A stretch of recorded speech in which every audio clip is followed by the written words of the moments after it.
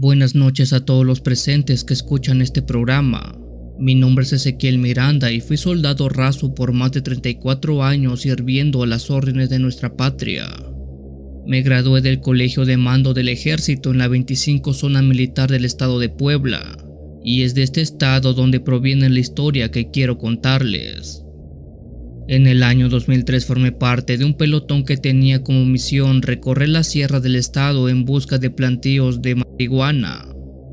Aquel pelotón estaba formado por 21 personas, 15 soldados rasos, 5 cabos y un teniente. Por lo que nos había dicho el teniente, ese lugar había sido abandonado por los criminales hace algunos meses, pero se sospechaba que los plantíos aún seguían activos y algunas personas todavía los cuidaban. La intención de dicha misión era ubicar los plantíos, destruirlos y capturar a todo aquel que estuviera involucrado. Nuestro pelotón llegó un día viernes por la tarde al pueblo que estaba a las faldas de un cerro donde se supone estaba aquel plantío. Rápidamente nuestra presencia hizo que varios de los habitantes de ese pueblo se escondieran, ya que sabrían que habría problemas. El teniente buscó algo de información entre los habitantes del pueblo, así como dentro del gobierno que gestionaba su periodo en ese tiempo. Algo extraño fue lo que se recibió como respuesta a las preguntas sobre los plantíos. Yo les recomendaría que se fueran. Nada bueno les espera si suben al cerro por aquella hierba mala. Por su seguridad no vayan al cerro, ahí solo van a encontrar la muerte. Mejor regresen por donde vinieron. Comentarios como esos eran los que oíamos casi siempre. Nosotros creíamos que se referían a que muy probablemente aún había gente de la mafia custodiando el lugar y que estaban fuertemente armados, lo cual nos provocaría grandes problemas. Ojalá hubiera sido eso. Al siguiente día de haber llegado, el teniente fue en busca de nuevas pistas que nos condujeran por una ruta segura hacia el cerro. De las pocas personas que colaboraron con nosotros fueron los funcionarios de la iglesia, el párroco y sus ayudantes, siendo el párroco quien nos dijera algo similar a las advertencias dichas, pero ahora más detalladas. Yo les diría que no subieran, hijos míos, por su seguridad mejor regresen a casa. El teniente preguntó si acaso había decenas de guerrilleros custodiando la zona, o por qué era tan temido el subir al cerro. No hay un ejército de guerrilleros. Solo se trata de un solo hombre el que cuida esas plantaciones. El teniente preguntó muchas veces cómo es posible que solo haya un hombre cuidando y sea de ese hombre de quien todo un pelotón entero deba cuidarse. El cura dio una explicación del por qué no subir, pero el teniente solo se empezó a reír y dijo que le dijera cuál era la ruta más corta para ascender al cerro. El cura se persignó ante lo que podía pasar, siendo que después le dijera cómo subir al cerro y dar justo con el plantío. Así fue. Esa misma noche, como a las 8, los 21 hombres del pelotón subimos en medio de la oscuridad a aquel cerro para atrapar al único hombre que cuidaba el plantío. Mientras subíamos, escuchamos cómo delante nuestro algunas ramas se rompían y el canto de una persona resonaba entre los árboles. Casi de inmediato frente a nosotros, la sombra de un hombre se dejó ver. Todos apuntamos nuestras armas hacia esa sombra, solo esperando la orden de abrir fuego. El teniente alzó la mano en señal de que solo apuntaran. ¿Qué hacen aquí ustedes? Nada tienen que hacer en las tierras de mi patrón. Si no quieren salir lastimados, regresen por donde vinieron. El teniente prendió una linterna y apuntó hacia esa sombra. Aquel se trataba de un hombre de unos 30 años de edad. Estaba vestido con un pantalón de mezclilla, una camisa a cuadros, unos guaraches y un sombrero.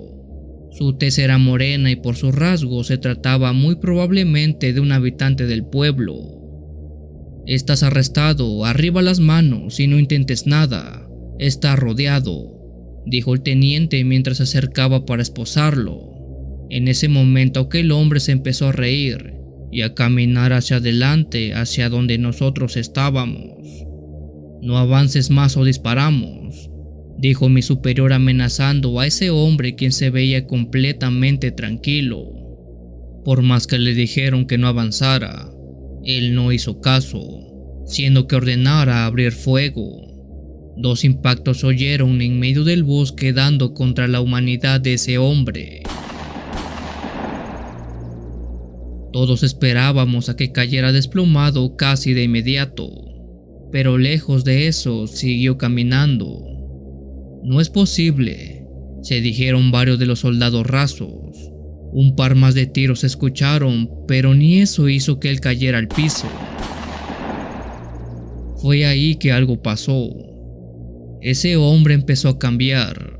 Su cuerpo se hizo más ancho, más alto y más tosco. Su ropa salió desgarrada para dar lugar a un ser lleno de pelo y con apariencia muy parecida al de un hombre lobo o al de un perro de gran tamaño.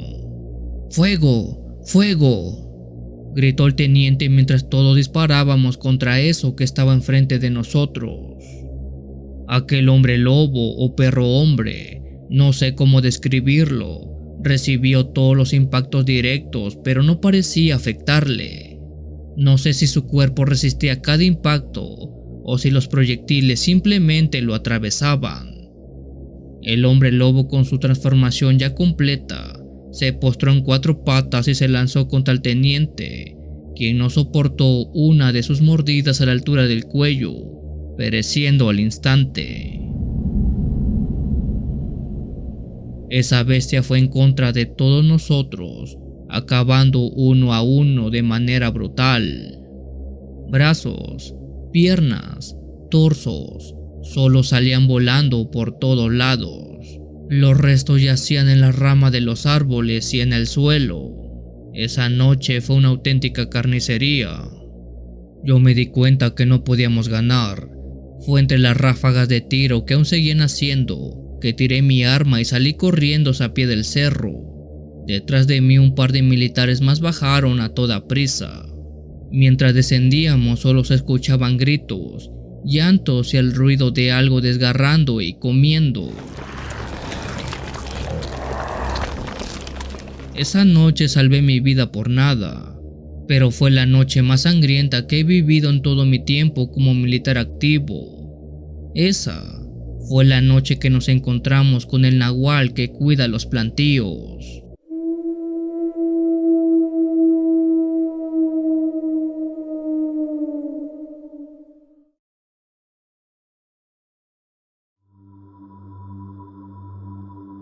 Lo que voy a relatar lo voy a contar desde el anonimato. La razón es porque aún sigo perteneciendo a las Fuerzas Armadas de mi país y no me gustaría que dieran conmigo, ya que mi futuro sería terrible si eso pasa. Yo soy marino y desde hace poco más de 10 años que estoy en activo. Sé que aunque no es mucho tiempo, sí es el suficiente para que viera muchas cosas que ustedes no me creerían. Dentro del cuerpo de marina de mi país, así como de cualquier sector de la milicia y grupos privados, es decir, hay un selecto grupo de soldados que no están en misiones comunes o de índole pública, sino son puestos en misiones especiales. Lamentablemente muchas de estas misiones son de índole personal. Por ejemplo, hay funcionarios como presidentes o gobernantes de estados que usan a los marinos y soldados como guaruras personales. Incluso hay quienes cuidan sus ranchos o sus casas de vacaciones, cuando todo eso está penado por la ley.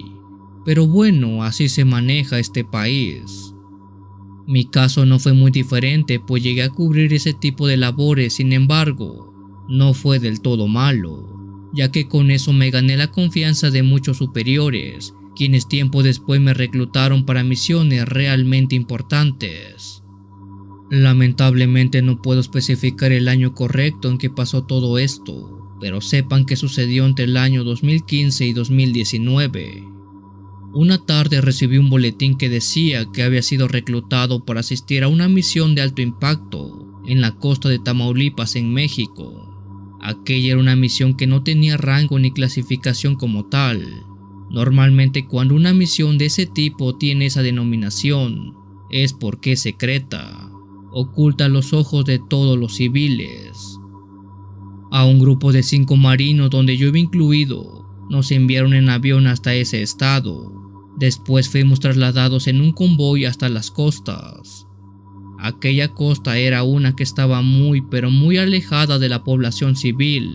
Estábamos en una playa virgen, por decirlo de alguna manera. Cuando llegamos a ese lugar ya había varios grupos militares y marinos trabajando en la zona. La razón era la extracción de algo que estaba a unos 300 metros dentro de la playa y a unos 45 metros debajo del agua del océano. Un total de unos 50 miembros de los diferentes grupos de la milicia estuvimos en aquella playa esperando a que anocheciera, ya que era cuando pensaban hacer aquella maniobra. Durante el tiempo de espera se nos prohibió hablar entre nosotros. Los únicos que platicaban eran nuestros superiores. Fuera de eso, nadie de los rangos bajos podía dialogar entre sí. La razón, bueno, es algo escalofriante. Dadas las 10 de la noche en punto, a la playa arribó un helicóptero de la Marina de los denominados Mi-6.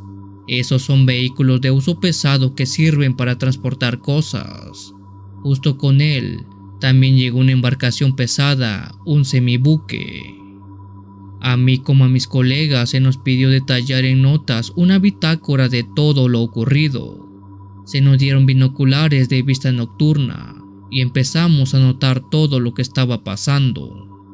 A las 11:46 de la noche, del buque salieron 6 marinos que vestían con ropa de buzos y se sumergieron al mar. Al paso de 33 minutos exactos, uno de ellos subió a la superficie y dio el pulgar arriba. El helicóptero soltó 7 cuerdas reforzadas de acero al mar. Al paso de 21 minutos, a las 12:42, 3 buzos salieron y alzaron sus pulgares.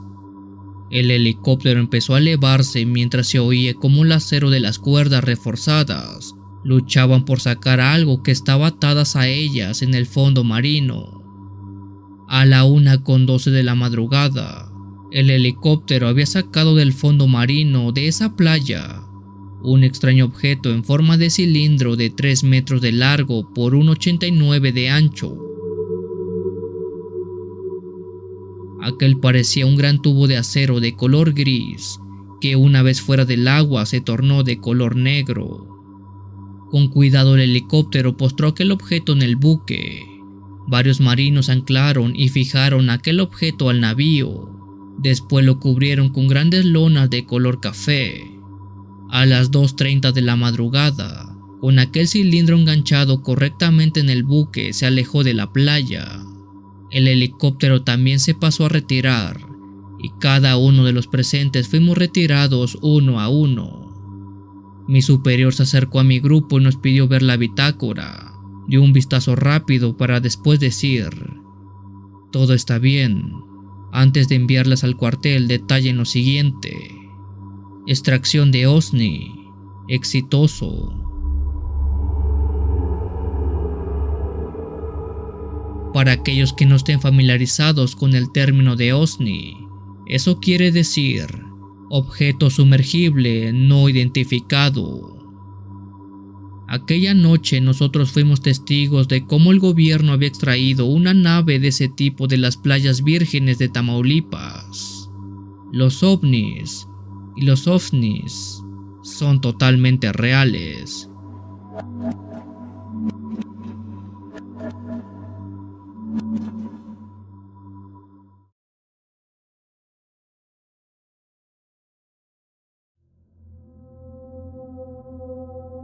Buenas noches a todos los escuchas que están presentes. Por motivos de seguridad personal quisiera omitir mi nombre y ciertos datos de la historia. Trataré de ser lo más detallado en lo que se me sea posible y quizás con eso puedan dar con el lugar donde ocurrió lo que voy a contarles. Yo formo parte de la Fuerza Militar de los Estados Unidos Mexicanos desde hace 9 años. Aproximadamente en el año 2017 fue enviado a un estado del norte de México, uno que es muy grande o quizás es el más grande territorialmente hablando.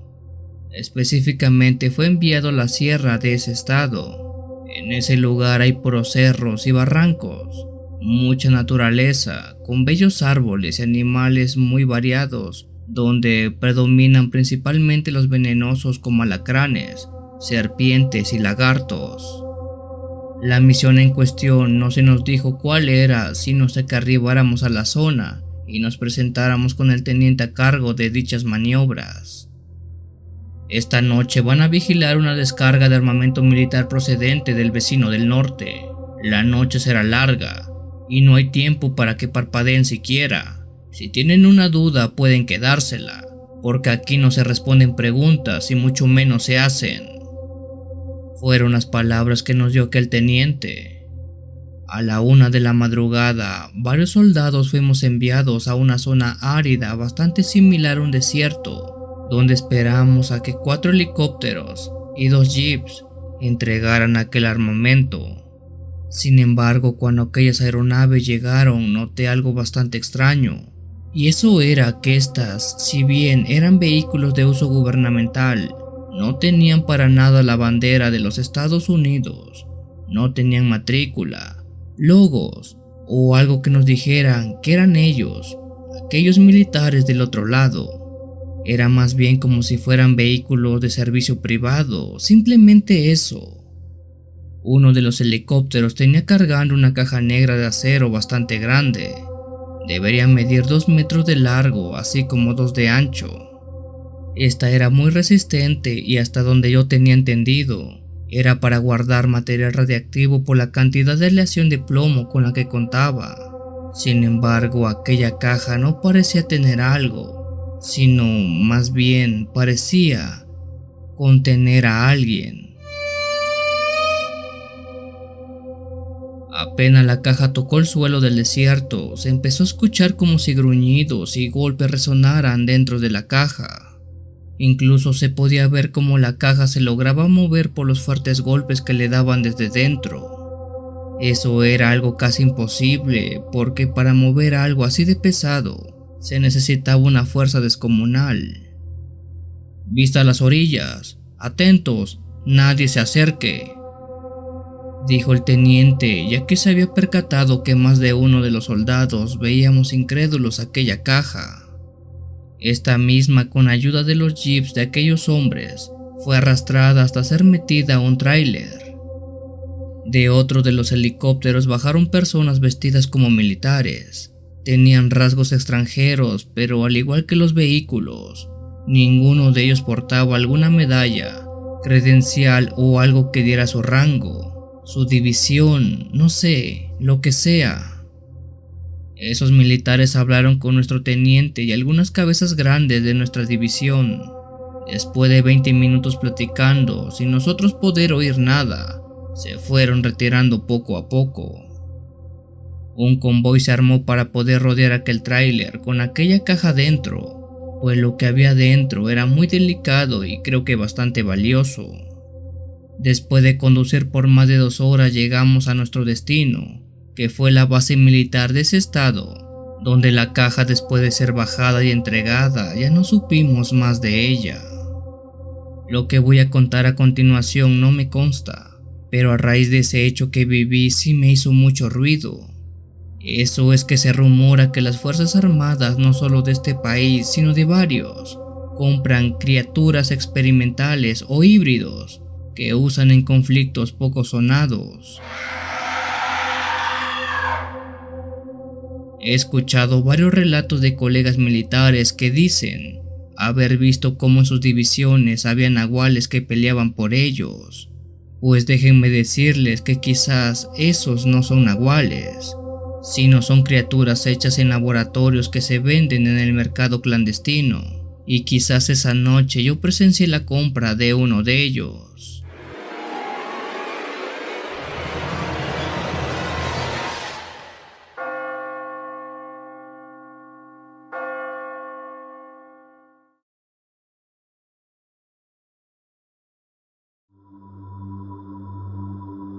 Mi tío Raudel fue militar por casi 30 años. Él es originario del estado de Guerrero, de Acapulco para ser más preciso. Mi tío, al igual que la gente de todo ese lado de la costa, es alguien bastante fiestero. Le gusta mucho el relajo y no pone mala cara aunque las cosas vayan un poco mal. Eso sí, a pesar de que le gustaba la fiesta, nunca faltó o falló en su labor como militar andante. Mi tío me llegó a contar una vez una historia que dice le pasó cuando tenía más o menos 3 meses de haber entrado al cuerpo de la milicia, siendo que no solo él fuera testigo de eso, sino que tiene 2 amigos, los cuales pueden corroborar esta historia. Por allá del año 1985, a finales más o menos, mi tío entró en activo a las fuerzas militares de Guerrero. En su primera misión lo enviaron a ayudar a un pueblo que se llamaba Ejico de Palma, un lugar lejos de la capital y que era un pueblo que había sido azotado por una fuerte tormenta. En ese lugar pasaron cerca de una semana ayudando a sus pobladores. Por las noches dormían a la intemperie ya que casi todo estaba bajo el agua y no había lugares seguros. Una noche, mientras dormían bajo una palapa, mi tío se levantó como a las 12 de la noche para hacer sus necesidades. Se estaba acercando a unos árboles que estaban a unos cuantos metros cuando escuchó un zumbido muy fuerte que parecía provenir del cielo. Este ruido era como el que hace un avión cuando pasa volando, pero un poco más agudo.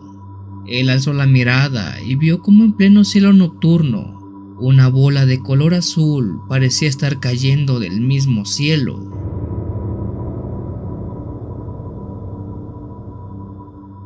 Mi tío se asustó mucho pues pensaba que era algún tipo de meteorito o algún desecho del espacio. Para su suerte, la bola azul no cayó exactamente donde él estaba, pero se dio cuenta que cayó a unos 100 metros de su posición.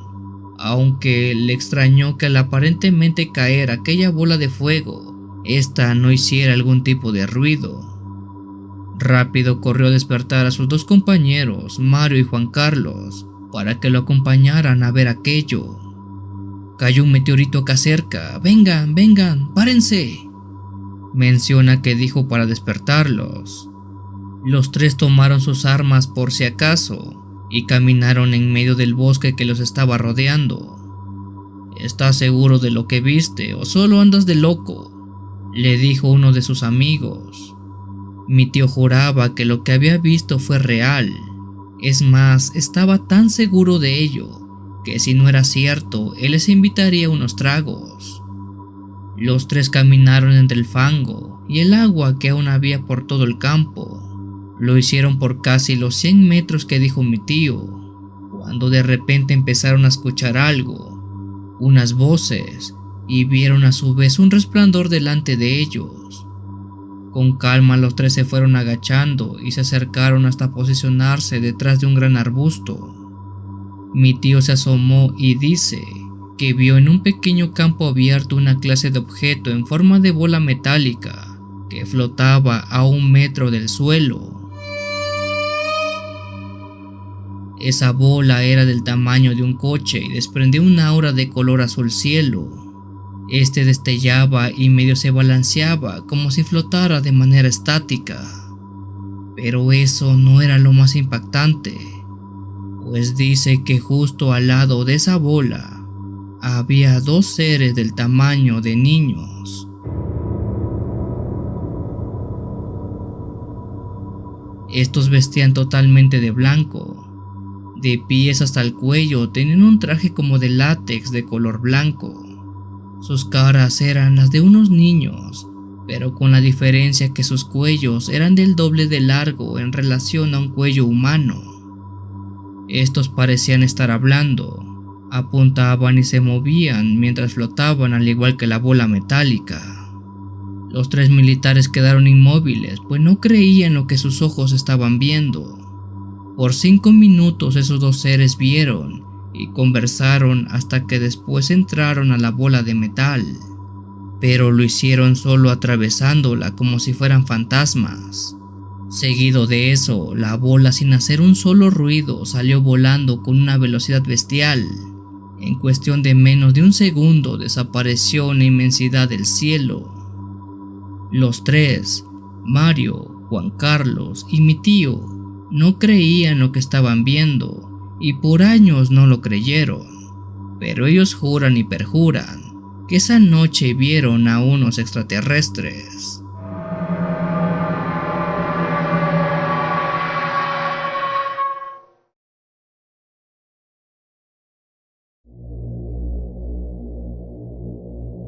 Si hay algo con lo que conviven los militares muy a menudo, eso es sin duda con la muerte.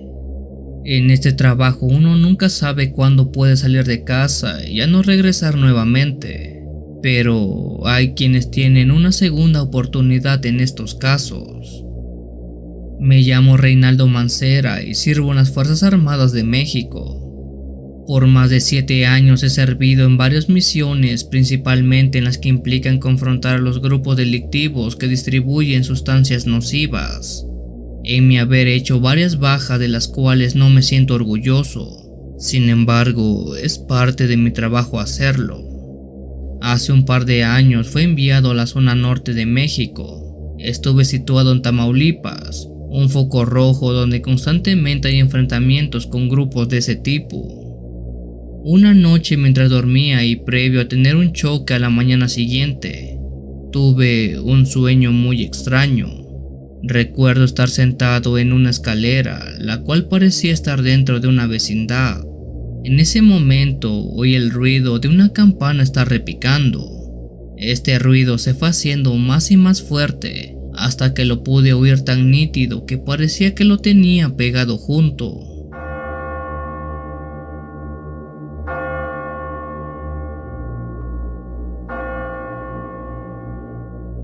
Al voltear vi como en el pasillo que estaba frente a las escaleras venía caminando una persona que estaba completamente vestida de blanco. Desde sus pies hasta su cabeza estaba cubierta por un hábito que no dejaba ver nada de ella. Lo único que medio se podía ver era que sostenía en su mano derecha una campana que iba repicando. Aquella persona caminó en dirección mía. Yo por alguna razón no podía moverme, simplemente permanecía sentado sin poder hacer nada. Cuando aquella persona de blanco pasó justo enfrente mío, giró su cabeza para verme de frente. Yo no podía ver nada debajo de su capucha, ni siquiera un rostro o una cara. Nada. Todo estaba oscuro. Después ella levantó su mano izquierda y al hacerlo me di cuenta que esta era completamente huesuda, cadavérica. Con su dedo me apuntó y una voz que quién sabe de dónde salió me dijo: "Todavía no".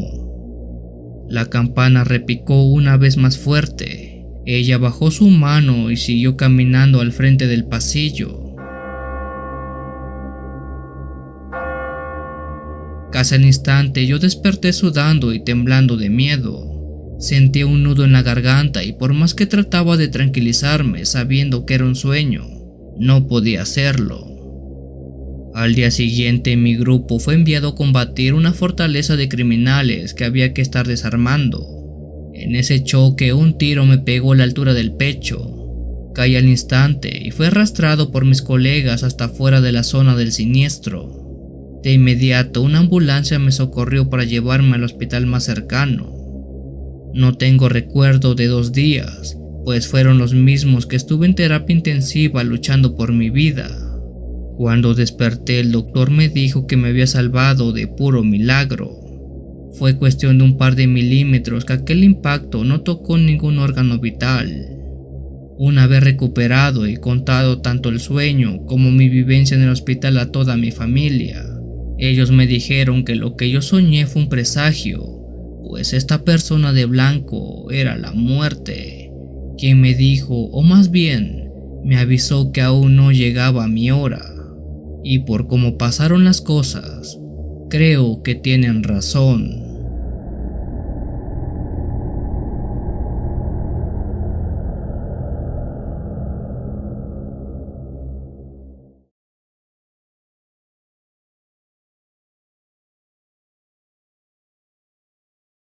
Durante 30 años formé parte de la Fuerza Aérea Mexicana, que es la rama del aire de las Fuerzas Armadas de México. Ingresé en 1962, Cuando ingresé, el secretario de Defensa Nacional era el general José Agustín Áviles. Para 1976 yo estaba asignado a la región aérea del sureste, en la sede de Tuxtla Gutiérrez, Chiapas. Un día que parecía normal nos llegó la orden de ir a hacer presencia en una zona que había que resguardar y estudiar. Se trataba de una cueva que ocultaba algo que a día de hoy aún no logro explicarme. Pero antes de todo, vayamos al inicio. Todo comenzó un día con 4 niños que llegaron al Hospital General en Comitán. 3 llegaron en estado de coma y 1 llegó al punto del colapso, pero aún consciente. Lo que este niño contó fue que habían quemado un terreno para poder realizar la siembra, algo muy típico por la zona. Una vez que quemaron todo el terreno y que quedó despejado, el niño y sus 5 amigos andaban caminando por el lugar, haciendo que encontraran una cueva. Esa cueva tenía una apertura muy pequeña, tanto que la única forma en la que ellos pudieron entrar fue a rastras. Impulsados por el hecho de la curiosidad de ser niños, ellos se dispusieron a entrar. Ya en el interior de la cueva podían caminar normalmente.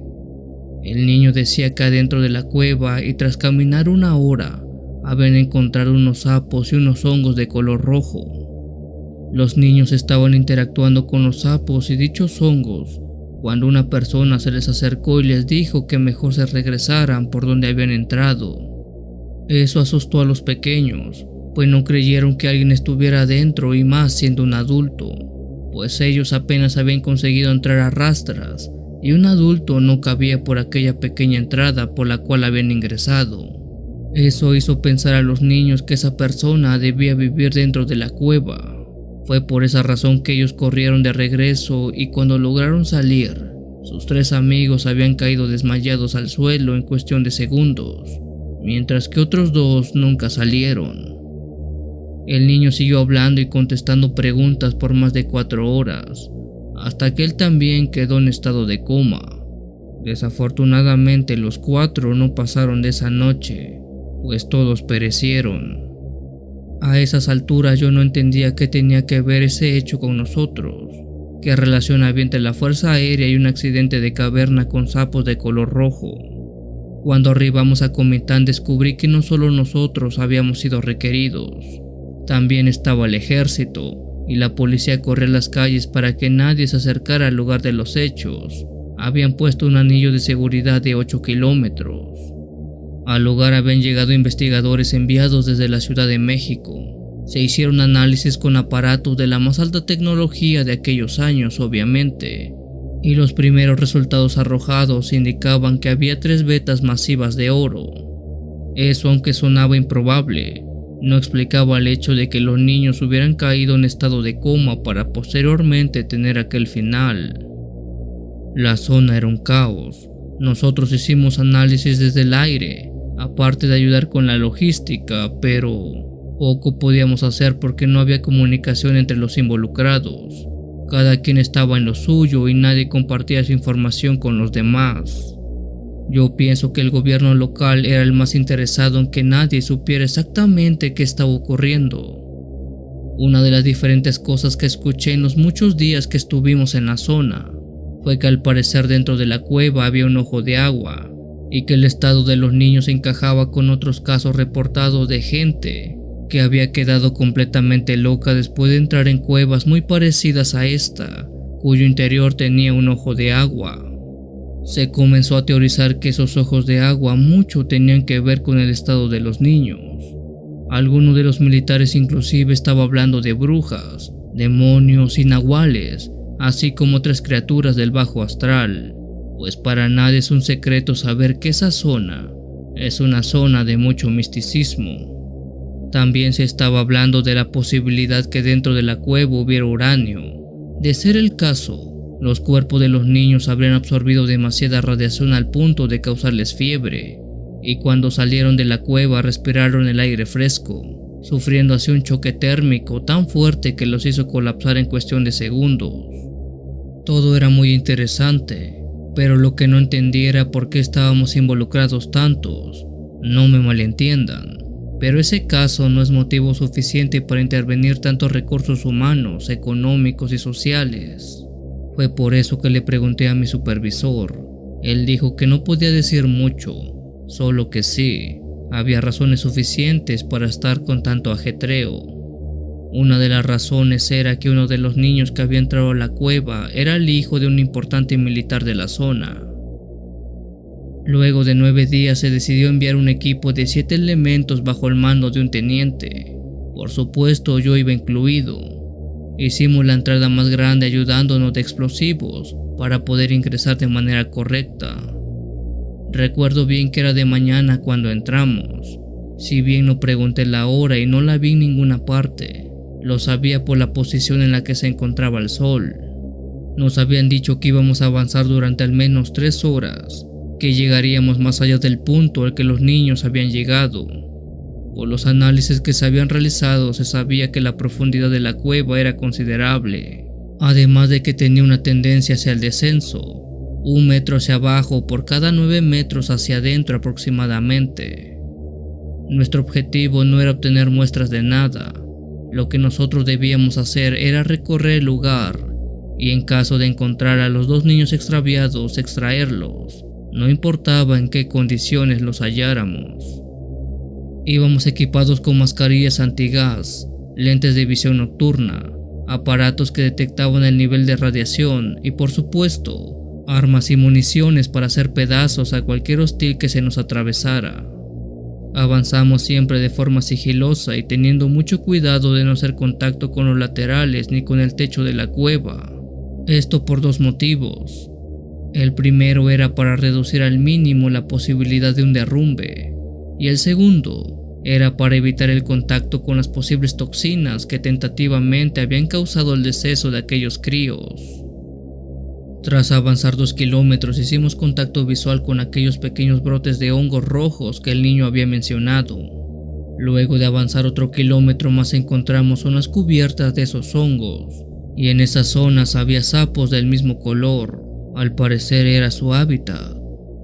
Cuando avanzamos hasta los 5 kilómetros de profundidad nos percatamos que en los bordes de la cueva había pictogramas, dibujos con una antigüedad obviamente desconocida. Los dibujos, para mi pobre entender, ya que no soy historiador ni mucho menos antropólogo, pero he de pensar que eran representaciones grabadas en la piedra que contaban una historia. Primero que nada les voy a describir los dibujos y el resto se lo dejo a su interpretación. En ellos se mostraba un firmamento vacío, 9 estrellas cayendo hacia 9 cerros o montañas, una gigantesca serpiente con una cola en forma de corona de 9 puntas, 9 personas alrededor de la gran serpiente, y 9 cerros o montañas en cuya cima había un animal diferente en cada una. Eso es lo más detallado que puedo decirles del dibujo más grande, ya que había muchos otros dibujos y símbolos, además de otras cosas. Algo que también debo destacar es que todos esos pictogramas tenían un estilo bastante similar al de los mayas. Ahora, para mí, la historia que se estaba contando era que 9 dioses bajaron a la tierra, o tal vez fueron expulsados del cielo como castigo. Cual sea que haya sido la razón, al llegar a la tierra tuvieron que enfrentarse con un monstruo poderoso en forma de serpiente, y al vencerlo se dividieron el poder entre los 9. Luego, para no enfrentarse entre ellos, cada uno eligió un cerro para gobernar. Muy posiblemente mi interpretación no sea del todo correcta, inclusive existe la posibilidad de que yo esté totalmente equivocado, pero eso es lo que yo creo. Regresando a la historia, todos estábamos impresionados por lo que estábamos viendo. Queríamos seguir explorando esa área de los dibujos, pero el teniente nos ordenó seguir avanzando. Al llegar a los 8 kilómetros de profundidad, luego de poco más de 2 horas de haber ingresado, tuvimos que detenernos, porque la persona encargada de manejar el aparato que detecta la radiación dijo que ya estábamos en el límite antes de que también se tornara peligroso para nosotros. Sin avanzar un solo centímetro más, utilizamos las linternas para observar todo lo que teníamos a nuestro alrededor. Como todos estábamos en completo silencio, alcanzamos a escuchar muy tenuemente el fluir de un líquido. Es agua de seguro, afirmó el teniente. Eso confirmaba que en el interior de esa cueva había un cuerpo de agua de una dimensión que no podíamos determinar en el momento. El teniente nos ordenó regresar y salir de la cueva. Por desgracia no encontramos a los niños, ni un tenis, ni un trozo de tela, ni un cabello, ni nada que nos indicara que hubieran estado ahí alguna vez. Ni ellos ni el señor que se supone los había asustado. Llegamos a la conclusión que los dos niños que se perdieron, al no tener luz porque se separaron del grupo, de alguna forma corrieron más hacia el interior de la cueva y se perdieron en algún punto, uno que nunca sabremos. Ya estando afuera y después de que el teniente emitiera su reporte, se ordenó dinamitar la entrada de la cueva. Luego el ejército, especialistas, policías y nosotros, cada quien regresó de donde había llegado. Yo nunca supe la verdad de por qué el gobierno movió tanta gente para investigar una cueva en la que no había nada. Bueno, creo que no había nada.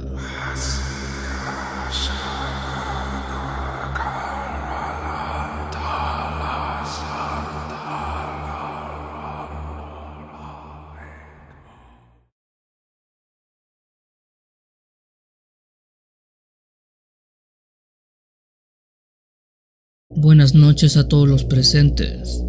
Soy militar en activo y debido a eso no podré dar mi nombre ni ciertos detalles de la historia que van a escuchar.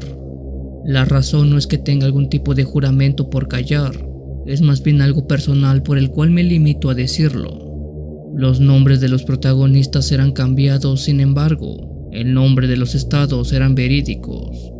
Aclarado ese detalle, empiezo con la historia. Como ya mencioné, soy militar en activo desde hace 7 años. Hace 2 años atrás mi brigada fue enviado a un pequeño pueblo en Oaxaca, México, para cubrir un desastre natural provocado por las fuertes lluvias que se habían sembrado en la Sierra Madre. En ese lugar estuve aproximadamente 5 días brindando el apoyo requerido. Al paso de ese tiempo nos retiramos y regresamos a la capital del país. Pero no sin antes, en ese mismo periodo de tiempo, conocí a una mujer del pueblo con quien logré entablar una amistad. Intercambiamos números telefónicos y por algún tiempo estuvimos manteniendo comunicación por este medio. Ella era un poco fría y poco atenta. Era de esas personas a las que tienes que estar buscando constantemente si en verdad te importan. Al principio yo siempre la buscaba, pero después de un tiempo me enfadé de tener que hacer eso, por lo que nos dejamos de hablar por casi un mes. El nombre de esa mujer digamos que es Marisol. Pasado ese mes, cierto día recibí una llamada de ella, cosa que era extraña, pues aquella mujer solo me mandaba mensajes, nunca me había hecho una llamada. Marisol dijo que ya era tiempo de conocernos y me preguntó si era posible que viajara ese fin de semana para verla, pues pensaba llevarme a conocer mejor el pueblo. Aunque se me hizo extraña aquella invitación, no dudé en ir, pues al final tengo mi corazoncito y tenía un muy buen presentimiento de esa relación. El volvernos a ver desde hace meses hizo que me sintiera muy feliz. El trato con ella ahora ya podía ser más personal. Fuera de mi uniforme y de mi hora de trabajo, podía conocerla más y mucho mejor. Marisol me llevó a su casa y me presentó con muchas personas del pueblo. A diferencia de mi hogar, las personas de esa zona son muy atentas y solidarias. En cambio, en el lugar donde vivo son un poco apáticos. En Oaxaca la gente siempre te está ofreciendo algo, siempre tiene algo que decirte o que darte. Yo me hubiera quedado con mucho gusto en su comunidad, pero mi amiga tenía otros planes para nosotros.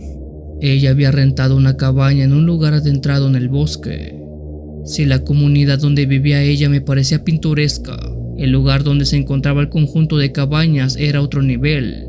Era un paraíso de vegetación, con una cascada muy cercana, árboles gigantescos y un centenar de animales por doquier. El primer día nos la pasamos caminando por toda la zona, pues eran muchos lugares que ella me quería mostrar. Cuando veníamos de regreso vi una zona que estaba resguardada con algunas mallas de acero. Ese lugar se encontraba bajando la colina y era un lugar con muchos árboles, mucho más de lo habitual diría. Le pregunté a Marisol sobre el por qué estaba prohibido el acceso a esa zona. Ella me dijo que por aquella zona abundaban animales salvajes y algo aún peor. seres que se hacían pasar por estos para engañar a los transeúntes. Yo me quedé intrigado cuando me dijo de los seres que se hacían pasar por animales, así que le pedí que por favor me contara más acerca de ello. No quiso contarme y rápidamente cambió el tema. Me quedé mirando hacia la valla un muy buen rato en silencio y Marisol se me quedó viendo. En eso escuchamos que alguien gritaba el nombre de una persona. Era la voz de una mujer, pero sonaba tan distorsionada que no distinguíamos el nombre que pronunciaba. Marisol cambió de color, se veía nerviosa y me pidió que nos fuéramos de inmediato. Durante todo el camino de regreso nos mantuvimos en silencio. Nadie dijo nada. Era como si hubiera una tensión en el aire. Yo pensé que Marisol era muy supersticiosa. Digo, al final del día estábamos en un pueblo dentro de la sierra. Era por eso que medio me imaginaba qué se refería con eso de seres que cambiaban de forma. Creí que al igual que mi abuela y mi madre, ella creía en esas historias de los brujos que se convertían en animales. Ya saben, los mentados nahuales. Mientras caminábamos de regreso comenzamos a escuchar los pasos de un animal que nos seguía muy de cerca. Pero cada vez que nos deteníamos para ver hacia atrás, no divisábamos nada, ni siquiera un ave. Noté que la mano de Marisol estaba temblando, entonces le pregunté si algo malo le ocurría. Ella me dijo que quizás fue un error haber entrado a ese lugar del bosque, sobre todo yendo solos, pues había escuchado historias por parte de su madre, que cerca de ese lugar se hallaban los malos espíritus y los nahuales. Según ella, estos espíritus podían hacer que te perdieras y una vez que lo conseguían, te atrapaban para robarte tu alma. Yo no me creí sus historias. Ese tipo de cuentos siempre me resultaron interesantes, pero no más allá de eso. Aunque a decir verdad, estando en esa vereda me di cuenta que no recordaba haber pasado por ahí cuando llegamos. Mi cuerpo sintió un poco de escalofríos, pero tomé valor y seguí de frente junto a Marisol. No quería que ella me viera asustado, pues quería así que ella se sintiera más tranquila. Ambos seguimos de frente. La luz del sol se empezaba a ocultar, así que tratamos de apresurarnos para buscar la salida lo antes posible. Pero fue justo en ese momento cuando de la nada apareció a unos cuantos metros de nosotros un extraño animal de 4 patas. Este no tenía pelo y sus ojos eran completamente negros. El terror se adueñó de nosotros. Intenté correr tomando la mano de Marisol, pero ella estaba petrificada. No se movía ni hablaba. Al verla en ese estado no podía dejarla sola con aquel extraño animal, el cual se estaba acercando cada vez más y más. El animal se acercó hasta quedar a medio metro de distancia de nosotros. Entonces levantó la mirada. Eso se veía tan extraño. No sé en qué manera lograría describirla, pero su mirada era parecida a la de un ser humano y no a la de un animal. No sé cuáles eran las intenciones de esa criatura, pero al parecer no quería atacarnos, solo nos estaba mirando fijamente. Marisol recuperó la conciencia y comenzó a gritar. Los gritos hicieron que la criatura se alejara hasta llegar a los arbustos que estaban detrás de él. Fue en ese momento que comenzamos a correr a toda marcha. No sé cuánto tiempo habremos tardado en llegar a donde estaban las cabañas, pero al hacerlo nos encerramos y pusimos seguro a todo. Los dos nos sentamos y tratamos de tranquilizarnos un poco. Le pregunté a Marisol si sabía qué clase de animal habíamos visto, pero ella dijo que no se trataba de un animal, sino de un nahual. Yo no puedo negar que tenía razón acerca de lo que ese ser era, porque en verdad era muy extraño. Era como ver una cruza de un perro muy grande con un ser humano. Además su cara, eso es algo que nunca en la vida había visto. Como militar había estado en decenas de estados y pueblos, visto muchos tipos de animales de la selva y del bosque, pero nada se comparaba con eso. Pasado las horas nos calmamos un poco y con la noche cayendo decidimos encender la fogata y la chimenea de la cabaña. Las cabañas en ese lugar se encontraban muy alejadas unas de otras. por lo que no podíamos saber cuántas cabañas estarían ocupadas y si teníamos más gente con nosotros. Con la llegada de la aún más noche, nos fuimos a dormir un poco. Tratamos de asimilar lo que había ocurrido de la mejor forma posible, aunque era bastante complicado. Serían las 12 o la 1 de la noche aproximadamente cuando de repente comenzamos a escuchar algunos aullidos muy extraños. No parecían ni los de un lobo ni los de un coyote, era más bien algo así como los de una persona fingiendo ser un animal. A los pocos minutos escuchamos rasguños en la puerta, similares a cuando un perro quiere entrar a la casa. Marisol me miró y comenzó a llorar desesperadamente. Repetía una y otra vez que no debimos haber ido a ese lugar. Yo la tranquilicé diciéndole que ni siquiera sabíamos qué era eso que estaba detrás de la puerta. Además estábamos seguros dentro de la cabaña. Fuera lo que fuera que estuviera atrás de la puerta, no tenía manera de entrar. Para darle mayor seguridad fui hasta mi maleta y saqué un arma. Le dije que si esa cosa quería entrar, lo último que vería serían nuestras caras. Ella me vio con algo de nervios, y aunque no le agradaba la idea, siento que se calmó un poco. Apenas había logrado tranquilizarla cuando afuera escuchamos unos balazos, seguidos de unos gritos desgarradores. Nos asomamos por una de las ventanas de la cabaña para ver qué diablos pasaba. Fue entonces cuando vimos a 2 hombres armados con rifles y lámparas. Parecían militares, quizás lo eran, pero debido a la poca iluminación apenas si logré distinguir un emblema en el uniforme de alguno de ellos muy similar al que yo portaba. Desde lejos vimos que ellos levantaron un cuerpo del piso. Uno de los hombres lo iluminó con su lámpara, y lo que ahí estaba era un cuerpo espantoso, algo de piel seca, y debido a la forma que tenía, supe perfectamente que se trataba de la criatura que nos habíamos encontrado apenas hace unas horas. Por seguridad no hicimos nada, no salimos. Cuando por fin los hombres se fueron, nos atrevimos a salir de la cabaña y fue entonces que Marisol se echó a llorar. Me dijo que cuando vimos a ese animal en el bosque, sintió como que la llamaba, como si el animal le pidiera auxilio, por lo que ella creía que ese par de hombres lo venían cazando desde hace un muy buen rato. Quizás aquel nahual no era malo, solamente estaba asustado. Al día siguiente nos regresamos al pueblo de Marisol. Los días restantes que estuve con ella no dejamos de hablar de lo ocurrido. Creemos que esa criatura en realidad era un nahual que quería escapar de los cazadores o militares, ya que no sabría decir exactamente qué eran esos hombres. Cuando regresé a la base pregunté en repetidas ocasiones si existía algún tipo de operativo en la sierra de Oaxaca. Quizás algún comando estaba trabajando en secreto para atrapar nahuales. Y aunque la respuesta siempre fue un no, algunas caras me dejaban entrever que yo había visto algo que no debía de ver.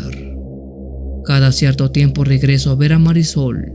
Hoy día somos pareja y aunque el miedo me invade cada que piso el pueblo, el sentimiento de amor hacia ella es más fuerte.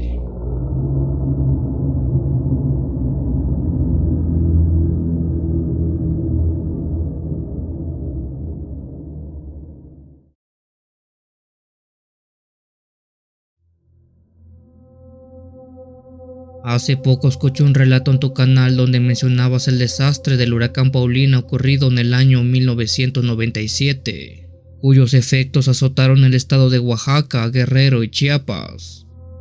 En tu relato cuentas algo que llegó con ese huracán y que al parecer se fue con él.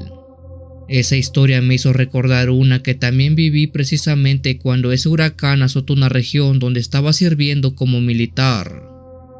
En el año 1997 yo serví en la fuerza de la milicia mexicana. En ese año, como ya se ha mencionado, el poderoso y destructivo huracán Paulina azotó el sureste de México. El gobierno mexicano activó el plan DN3E, el cual está destinado en apoyar a la población civil en caso de desastres. Una brigada en la cual yo estaba fuimos encargados de llevar ropa, víveres y medicinas desde la capital, todo hacia el estado de Chiapas, que fue la zona que nos habían asignado. En ese entonces recorrimos muchísimos municipios ayudando a todas esas pobres personas que lo habían perdido todo. Pero de todos esos pueblos fue uno de ellos en lo que vivimos esto. La verdad ya no recuerdo el nombre del pueblo, pero solo sé que estaba como a 1 hora y media de la capital de Chiapas. Una vez que llegamos al pueblo, en el centro colocamos carpas y un punto de resguardo para que la gente pasara a recoger sus víveres. En ese lugar duramos como 2 o 3 días apoyando a todo aquel que lo necesitara. Como se han de imaginar, la lluvia no cesaba. Noche y día caía del cielo apremiantemente. Las calles de tierra eran puro lodo por la lluvia. Muchas casas se habían caído y la gente vivía temporalmente en las escuelas en lo que pasaba el siniestro. Una tarde se nos notificó que debíamos llevar víveres a una zona que estaba algo alejada del pueblo. Sus habitantes eran ancianos que difícilmente podían salir de sus casas y era complicado para la población común hacer ese traslado. El viaje lo teníamos que hacer a pie, ya que por el terreno lleno de fango no podían pasar las camionetas. Fue así que 3 compañeros y yo cargamos algunas bolsas y las llevamos caminando hacia ese rumbo. Convenientemente teníamos que cruzar al lado del bosque que rodeaba el pueblo, ya que era el camino más corto. La caminata con la bolsa llena de víveres hasta ese lugar fue dura.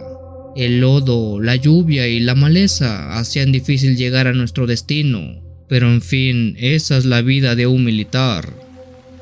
Los 4 compañeros íbamos en silencio cuando uno de ellos dijo una grosería y se detuvo de golpe. ¡Chingo madre! Rápidamente nos giramos para ver qué pasaba, y solo miramos que él estaba mirando a algo en el bosque. Yo miré también, pero no veía nada en los árboles. ¿Qué pasó?, le preguntó uno. Miren allá, ese tronco que está de frente a nosotros, el que no tiene casi ramas, ese, ¿no ven algo raro en él? En efecto, notamos que enfrente de nosotros había un tronco que parecía algo diferente al resto, ya que su corteza tenía un color mucho más claro. Al estar todo tan nublado, la luz no podía ayudar a ver bien. Pero aún así, poco a poco aquel árbol empezó a tomar forma.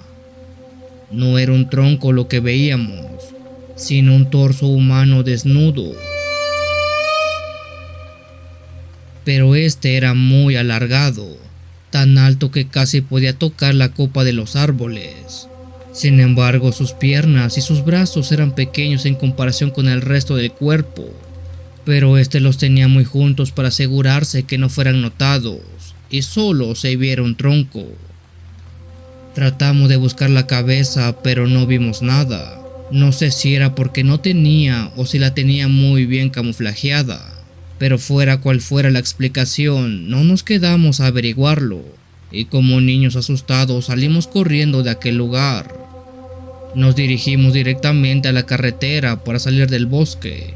Por un momento oí que uno de mis compañeros dijo: más rápido que nos están siguiendo.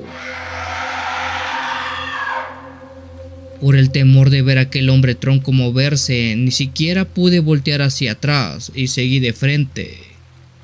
Una vez llegado a la carretera, nos cercioramos de que todo estuviera correcto y que nadie nos estuviera siguiendo, y creo que no, porque todo el bosque estaba muy tranquilo, como si no hubiera pasado nada.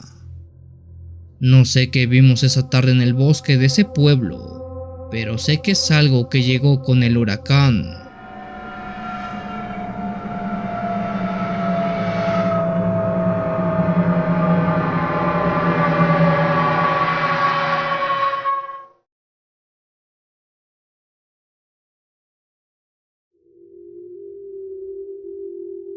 Mi padre fue militar por más de 42 años.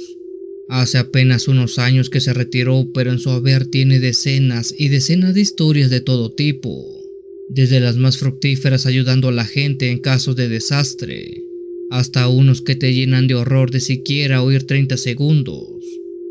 Mi padre dice que una vez se encontraba él y otras 5 unidades en las afueras del municipio de Azompa en Guadalajara, Jalisco.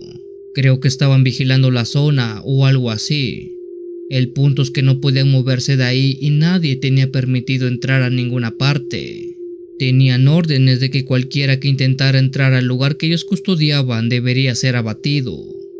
Hago un paréntesis para decir que en ese tiempo esa zona estaba controlada por grupos delictivos y los militares estaban en constante lucha para recuperar la zona. Es por ello de esa orden tan estricta. Pasadas las horas había anochecido. Dice mi papá que mientras se encontraba parado platicando con sus compañeros, vieron a una persona salir de entre la oscuridad del campo y comenzar a acercarse a ellos. Este era un señor de unos 50 o 60 años. Portaba un pantalón de mezclilla, camisa a cuadros, un sombrero en la cabeza y unas botas. Mientras se acercaba a la luz del punto de control de Hoover, que este tenía manchas en su camisa. Manchas de sangre. El hombre no dijo nada y solo siguió adelante para pasar el punto de control, pero el comandante fue el que alzó la voz y le dijo al señor que se detuviera, ya que no podía pasar por ahí, además que podía estar herido o aún peor, esa sangre podía no ser suya. Sin embargo, el hombre siguió caminando a pesar de la orden del comandante. Él le gritó más fuerte para que se parara, pero el señor con paso lento seguía andando hasta ellos. Después, otro soldado gritó al comandante que alguien más se estaba acercando. Esta vez se trataba de una mujer a la cual le hacía falta un brazo. El comandante le gritó a ambos al mismo tiempo para que no se movieran, pero estas personas lo ignoraron por completo.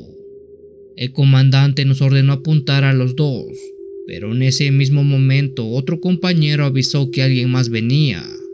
Este era otro hombre, uno joven. El comandante ordenó que se prepararan para abrir fuego, y así lo hicieron ante todas las negativas que obtuvieron.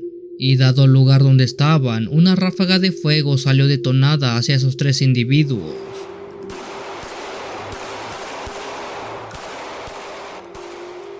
Por unos 15 segundos se oyeron esas descargas hasta que el comandante ordenó parar. Mi padre y todos los presentes se quedaron horrorizados, ya que esperaban ver a aquellos tipos tirados en el suelo totalmente abatidos. Sin embargo, ellos seguían caminando como si nada. Los tiros no les habían hecho nada. «Comandante, ahí viene otro más», dijo un compañero señalando hacia la oscuridad donde otro hombre salió como si nada de entre la hierba, y este caminó detrás de los demás. Llenos de miedo, mi padre cuenta que el comandante ordenó que todos se metieran a la caseta de vigilancia y desde ahí observarían el asunto. Todos estaban llenos de terror y miedo al ver eso, ya que se trataba de almas que estaban penando en plena noche. Por unas 2 horas mi padre dice que vieron pasar al menos a otras 7 personas, todas iguales, caminando con una mirada perdida. Era claro que todas ellas eran víctimas de los mafiosos que al parecer solo querían regresar a casa. Esa historia es una de las crudas que me ha contado mi padre, pero tiene otras que harían ver esta como un cuento de niños. Ojalá pueda hacérselas llegar más tarde.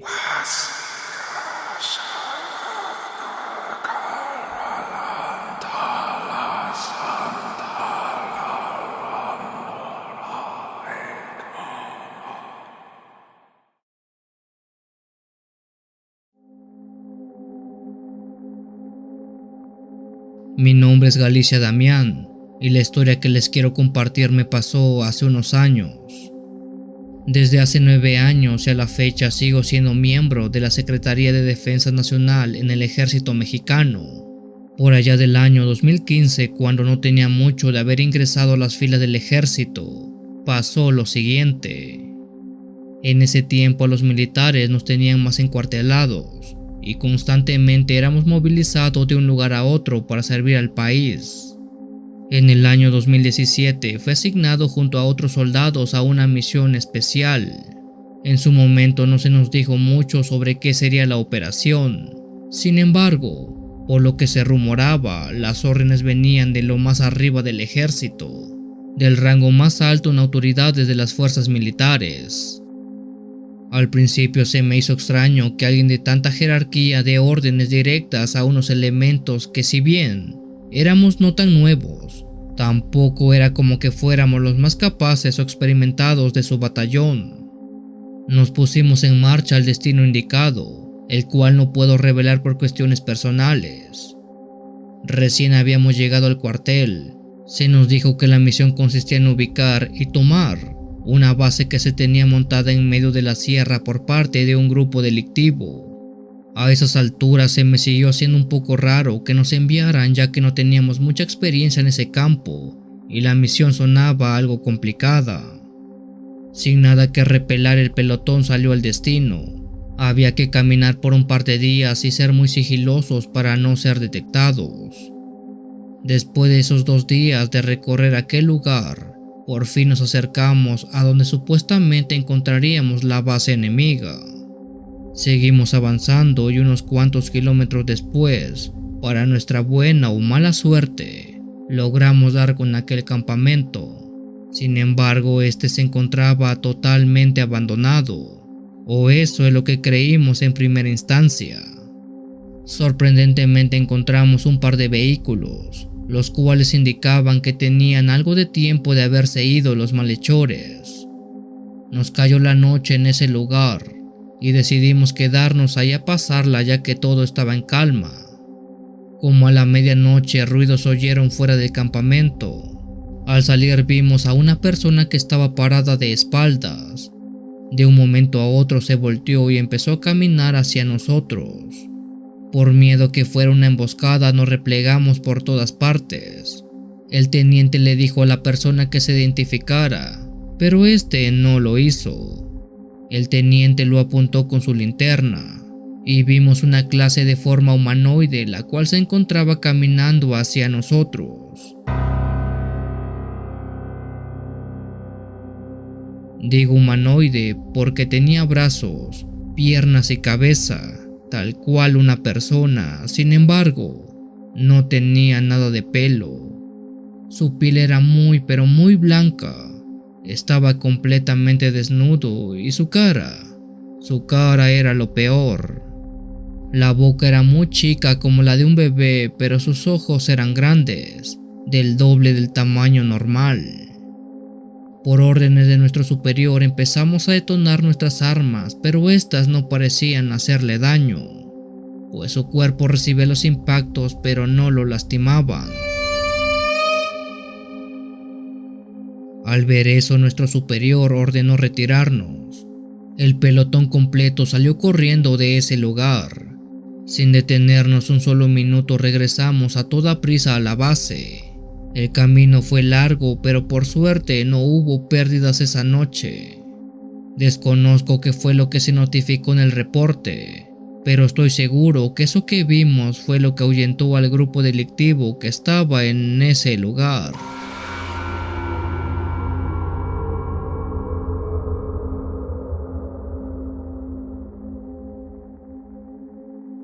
Si tienes alguna historia que desees compartir con esta agradable comunidad, te invito a enviarla, ya sea por correo o la página de Facebook. Los links están en la descripción del video. Te agradecería actives todas las notificaciones para estar al día con los relatos que se suben a diario. Muchas gracias por dejarme llegar hasta tus oídos. Yo soy el Cuenta Historias. Te deseo una linda y oscura noche.